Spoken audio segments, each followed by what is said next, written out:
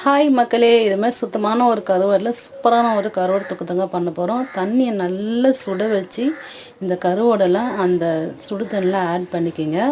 இங்கே இது வீட்டில் போட்ட கருவாடுங்க இந்த அளவுக்கு நம்ம க்ளீனாக சுத்தமாக இருக்குது. கடையில் நீங்கள் வாங்கினா கூட பிரச்சனை இல்லை.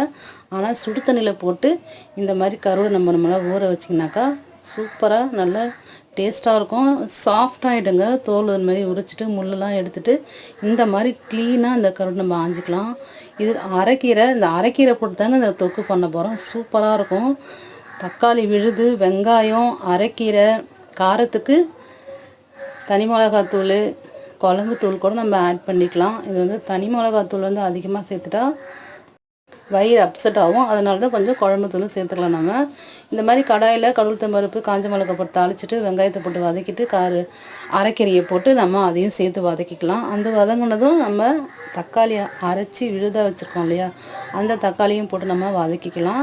இது நல்லா வந்து தண்ணி சுண்டி நல்லா வதங்கி இந்த மாதிரி ஸ்டேஜில் வரும்போது கருவாடை போட்டுக்கலாம். கருவாடை போட்டு அதை கொஞ்சம் லைட்டாக வறுத்துட்டு கலந்து விட்டுட்டு கொஞ்சமாக தண்ணி, காரத்துக்கு காஞ்ச மிளகாத்தூள், கொஞ்சமாக வீட்டு குழம்பு மிளகாத்தூள் இருந்தால் சேர்த்துக்குங்க. நீங்கள் காரம் அதிகம் விரும்புகிறவங்களா இருந்தால் வெறும் தனி மிளகாத்தூளே போதும். இந்த மாதிரி நம்ம கொஞ்சமாக தண்ணி ஊற்றி இது கிரேவியை நம்ம நல்லா வேக வச்சு எடுத்துக்கலாம். உப்பு வந்து ரொம்ப பார்த்து தாங்க போடணும். இதுக்கு தேவையான உப்பு எல்லாம் செஞ்சு முடிச்சுட்டு நம்ம உப்பு செக் பண்ணி பார்த்துட்டு நம்ம உப்பு போட்டுக்கலாம். ஏன்னா கருவாடுக்கு உப்பு ரொம்ப முக்கியம். வீட்டில் போட்ட கருவாடுன்றதுனால நம்ம உப்பு கம்மியாக தான் இருக்கும். இப்போ நம்ம வெளியில் கடையிலாம் நம்ம வாங்குறோம்னாக்கா உப்பு கண்டிப்பாக அதிகமாக இருக்கும். அதனால் உப்பு கண்டிப்பாக செக் பண்ணி பார்த்தா நம்ம போடணும்.